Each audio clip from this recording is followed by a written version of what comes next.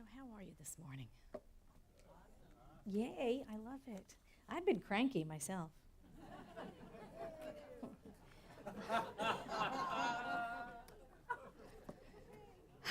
I love getting that kind of support. I've been cranky lately. I have. I've been cranky since, I think, Wednesday. I've been cranky since 9/11. I've been cranky since we've been having those conversations. You know, we have them every year, don't we, on 9/11? It's been 12 years, and we still have those conversations. Where were you when? Do you remember where you were when? Everybody remembers where we were when 9/11 happened in 2001. Oh, yeah, I know. I was here. I was there. Everybody knew where they were on 9/11. It's just like those of us who are at a certain age know exactly where we were when President Kennedy got assassinated, right? Same exact thing. It'll just live with us forever. We all remember where we were. Well, it got me thinking. And one of the things I thought of was, okay, so where was I, and do I remember where I was September 11th, 1973? Anybody? Anybody at all? No. See, nobody remembers. 1973, the CIA, with the blessings of President Nixon, flew a mission into Chile and overthrew their government, killed thousands and thousands of people, bombed their cities. And I sit there and I look at the television and I go, hypocrite, liar, politician, same thing. Right? Just because. That's what made me cranky. So then I watch the news and, you know, there's this big red line drawn in the sand, right? There's this big red line we don't cross called chemical weapons. And again, we're outraged, shocked, simply outraged that anybody would use chemical weapons. Except, of course, President Reagan sold chemical weapons to Saddam Hussein. Interesting. That's what makes me cranky. That's what's making me cranky. So, again, I'm standing there going, hypocrites, liars, politicians. I'm seeing hypocrites all over, right? So, of course, the light bulb has to go on, and it dawns on me, because everything is an opportunity to heal. So I'm thinking, okay, where am I being a hypocrite in my life? I mean, everything is an opportunity to heal. Everything is an opportunity to heal. So where am I doing one thing and saying another, or saying something and doing something else? That moment of clarity hits me. The light bulb goes on, right? Don't you love those moments? That aha, oh crap, you know? And I think, it's them, they're the problem. If only they would change. Don't you do that? Am I the only one that does that? Oh, God. Okay, I'm confessing my sins here, I guess. You know, it's always out there, right? And the moment we get it, we get that aha moment. Oh, that's me. Oh, that's me. I'm that. That discomfort calls us to heal something. Remember last week we talked about the buttons, you know, all the buttons that you get pushed, but, you know, that person didn't install them. They're your buttons. You're the one that put them in. It gets pushed. That's the moment of clarity. That's the moment where we can get to dismantle them. We get to heal them. You know, that discomfort is a call to heal some false belief within ourselves, because what do we know? We know that God is all there is. So that energy is just one energy. We are immersed in that oneness. Every fiber of our being is connected in and through and as that oneness, which is God. We are all one. There is only one of us. There is only one energy that runs the universe, and we are individualizing that one energy. So that discomfort that I'm feeling is a call to heal that false belief within myself that I'm blaming other. I'm blaming another. Like there's anybody else around. There isn't anybody else. There's only the spiritual energy. There's only spiritual energy. I am that. I am that. So whatever I'm calling it, I am that. And which is a blessing and a curse, by the way, because when we see those people with those qualities that are so admirable, we wish we were them. We are that. We are that too. So I'm only looking at this side, but both sides are true. Reverend Jane Claypool has a blog. She's wonderful. And she said this: All new thought uses this oneness as a tool for spiritual healing. It is built on the knowledge of God's ability to heal. We recognize this mind-body connection. There's only energy. She goes on to say this: all new thought denominations believe that everything comes from God. There is no split between body and soul. There is no battle between light and darkness. There is no battle between good and evil. This belief in oneness puts us in a rare stream of mystical teachers, including Jesus, that are all recorded and respected. So we get to be the people of both and. It's not an either or thing. It's not spirit and body, it's spirit as body. So everything that happens to us we use as a tool. It is a tool for healing. As Ernest Holmes said, the healing is actually a revealing of what is there all along. Healing is but a revealing of what is there all along, the truth of us. So my name calling, those people, those hypocrites, is a call to heal something within myself. It is a call to reveal a wholeness, to reveal a oneness where I have been seeing separation. We must be conscious with our words.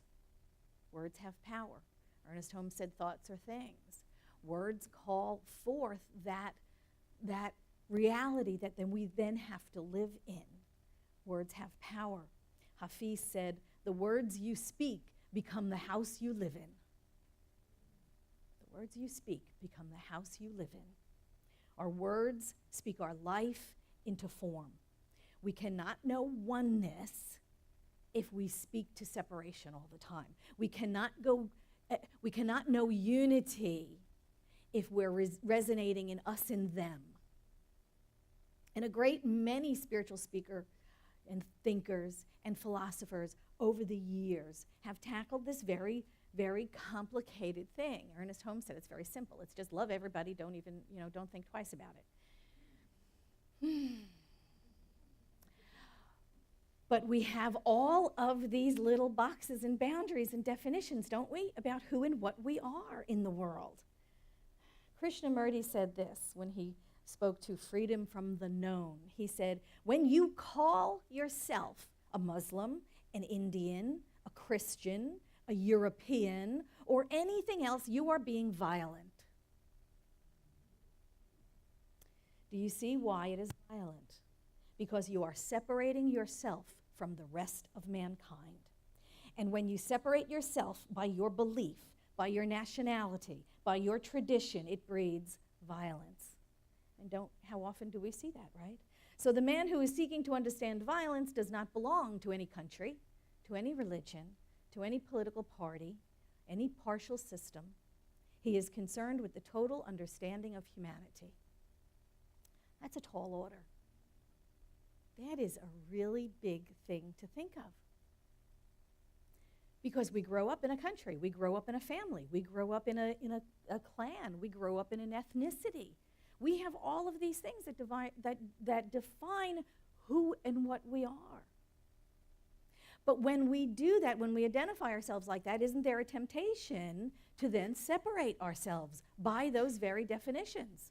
I'm an American. We're number one. We're number one. Where's my foam finger? I don't know. It's not here.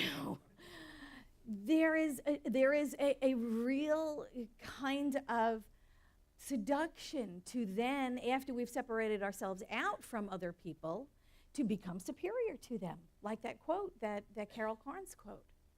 We're religious scientists, and so we're more evolved than everybody else. Right? There is this idea that the path that we have chosen is somehow better than everybody else's. And so it becomes a contest, nationality-wise or religion-wise or any other way we separate ourselves up. It becomes sort of a contest of good, better, and best, right? And the one that we're participating in, of course, that's the best, because we're in it. Ernest Holmes, in using how to use the science of mind, said this. He said, we find ourselves not absorbed, but immersed in a universality, each one being unique, individual, and a different manifestation of that which itself is one, undivided, indivisible, and whole. So what he says right there tells us we're not to eliminate our individuality. We are not to shed all of the ways we define ourselves, but we are to incorporate the idea that behind all of the different definitions, behind of all the uniqueness, behind all the individuality, stands the one. That at our root, we draw life from one source. And we are just as individual and unique as everyone in this room. We are not absorbed, but immersed in this energy called life. And we are free to express it any way we want. We need not drop our individuality. We need not reject our individuality to understand violence. We do not need to drop our uniqueness in order to know oneness. I remember several years ago, I was at the convention for religious science where they introduced the Global Heart Vision Statement. Was anybody there back years ago? And it's a wonderful poetic statement, and I just really love it. It's a grand vision for how we see the world. And as a faith tradition, it's kind of a guiding principle on how we want to be in the world to facilitate this global heart vision of how we can have a world that works for everyone. And I just wanted to read a little part of it because you will know exactly the moment at which everyone lost their minds. It begins, whereas in this information age, the global brain has become an operative reality, we envision the emergence of a global heart to balance and guide the further evolution of humanity as stewards of our planet and all its inhabitants. We see a world free of homelessness, violence, war, hunger, separation, and disenfranchisement. We see a world where there is generous and continuous sharing of heart and resources. We see a world in which we envision a world in which forgiveness, whether for errors or injustices or debts, is the norm. We see a world in which borders are irrelevant. Bingo, that was it. That was the statement that lit up the room. Why on earth would you say that? Why would we want that? Borders are irrelevant. Oh my God, what are you saying? Instead of taking it to mean this very poetic statement, which it was, like the Global Heart statement was saying, we have a covert intention. We're going to close down all the ports of entry. We're going to tear down the fences. We're going to open all the border crossings and just go crazy. We'll be one giant blob of humanity. Won't that be fun? And, kinds of it makes me think it probably would be fun on some levels. Oh my God, what would happen if we did disregard all of those man-made phony baloney lines on the globe and we just had one big party on the earth for all of humanity? Wouldn't that be great? But anyway, it was just a poetic statement. It spoke to, wouldn't it be grand and wonderful and lovely if we could freely cross from this country to that country to help each other out? Wouldn't it be wonderful if borders were irrelevant to the point where they didn't stop us from loving each other as humans? I love those things where you fill them out, the census forms, and it always says, Caucasian and African American and this and that and Hispanic, and it has all those boxes. I always check the bottom one that says other, and next to it I write human. It gives them all something to think about. The Global Heart Statement was pure poetry. It was about the heart. That statement about borders being irrelevant was about a feeling of loving each other and loving all of humanity. It was a celebration of what can be. So that the idea of those artificial phony baloney lines drawn on the globe wouldn't stop us from loving each other, wouldn't stop us from helping each other, and certainly wouldn't keep us in the mindset of us and them. Us and them, us and them. We're not them, because you know how wild and crazy those Canadians can be. So then it goes on. We see a world which has renewed its emphasis on beauty and nature and love through the resurgence of creativity, art, and aesthetics. And it goes on, and it's a beautiful, beautiful Global Heart Statement. If you haven't read it, I know it's online. I think Centers for Spiritual Living, their website has it in its entirety. It is recognizing our oneness while maintaining our individuality. And this is what we're tasked with doing, isn't it? Being true to ourselves, being true to our authentic nature, being true to who we are, an individualized expression of God, no two alike, anywhere, ever, and yet knowing the source of us is spirit. The source of us is one, that unchanging, eternal energy flowing into form, always. That is the truth of us. And so when we look around this room, yeah, look at every single type of person shows up. Tall and short and big and bald and hairy and whatever, you know? And we look around and we think, oh, that's God too. That's God too. That's God too. Rumi said it a long, long time ago, very poetically. He said, not Christian or Jew or Muslim, not Hindu, Buddhist, Sufi, or Zen, not any religion or cultural system. I am not from the east or the west, not out of the ocean or up from the ground, not natural or ethereal, not composed of elements at all. I do not exist, am not an entity in this world or the next, did not descend from Adam and Eve or any origin story. My place is the placeless, a trace of the traceless, neither body or soul. I belong to the beloved. I have seen the two worlds as one, and that one call to and know, first, last, outer, inner, only that breath-breathing human being. And that is what we are. Only that breath-breathing human being. And we can add all the definitions we want. We're religious scientists, right? That's who we are. We belong to Centers for Spiritual Living. And then what else are we? Well, I'm a mom, and I'm a wife, and I'm a cousin, and I'm a daughter. And, we have all of these descriptors for ourselves. But it's still just me. Same thing with all of life. Same thing with all of humanity. Same thing with God. We call it Buddha, Allah, the Christ nature, Yahweh. Whatever we decide, it's still all God. Regardless of how we define it, how we name it, it's still all one. It is still all one. And Ernest Holmes, I want to get this right, Freedom from Stress, he wrote this. We see that the first principle of life is oneness. The first performance of life is multiplying itself without dividing itself. Life must be one, and that one, in order to be expressed, must be many. But the many, in order to exist, must live in the one. And that's what we forget. Well, I'm not even going to include. That's what I forget when I'm busy screaming at the television. If it wasn't for those people, if I ruled the world. That's the part we have to pick up again. Oh, we are all one. We are all one. He goes on to say this. We are bound into a supreme unity. We are tied into an immutable law of cause and effect. That is the way unity moves into action. Cause and effect is something that happens as a result of the recognition of unity.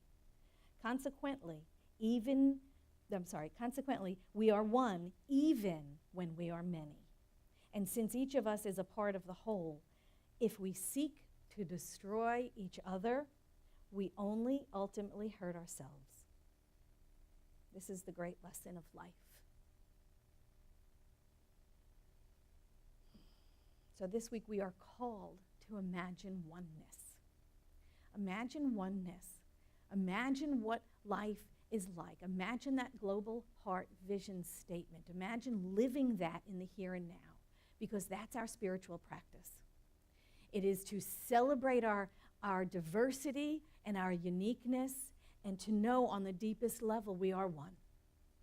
To value our individuality, and yet know at the deepest level we are all connected to each other. That's our challenge, to become that self-actualized, unique expression of a spirit that knows of itself in form as us, and to do it our own way, uniquely, like nobody else has ever been before or ever again will. What was it? Wasn't it Oscar Wilde who said, be yourself, everybody else is taken anyway? to be yourself, to be authentically you, to be the gift of promise that Spirit as you is, to uniquely express like nobody else on the planet can, to give your own individualized gifts, to live your own extremely self-actualized life like nobody else can, and to know that everyone else in the room is doing exactly the same thing.